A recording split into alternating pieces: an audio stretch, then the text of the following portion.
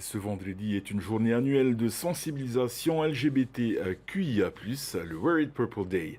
L'événement n'avait encore jamais été célébré au Fénois. Pour l'occasion, des membres de la communauté et des représentants des institutions du pays se sont réunis à la vice-présidence.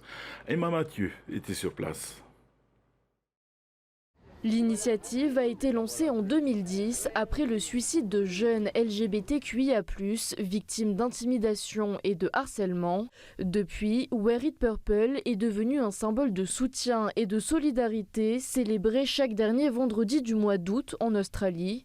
Pour la première fois, ce mouvement fait écho en Polynésie. L'objectif de la journée Wear It Purple Day, c'est de lutter contre l'abus, souligner la diversité dans la sexualité de la communauté. C'est une chose importante pour le gouvernement polynésien et aussi pour le gouvernement australien. C'est pourquoi on a travaillé ensemble pour élever la situation. Bien que le gouvernement polynésien se dise très sensible à cette cause, beaucoup de progrès restent à accomplir pour briser les tabous au sein de notre société.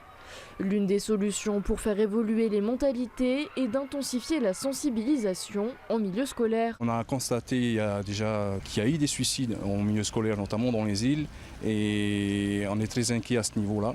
Au niveau de la commission de l'éducation et jeunesse et sport, on va se rapprocher notamment de SOS Suicide. Je pense qu'aujourd'hui, il faut aussi sensibiliser nos surveillants dans les internats et tous ceux qui sont dans le milieu scolaire au risque de harcèlement. Le pays a été sollicité pour créer un centre d'hébergement d'urgence, un projet auquel la ministre en charge des solidarités se dit très favorable.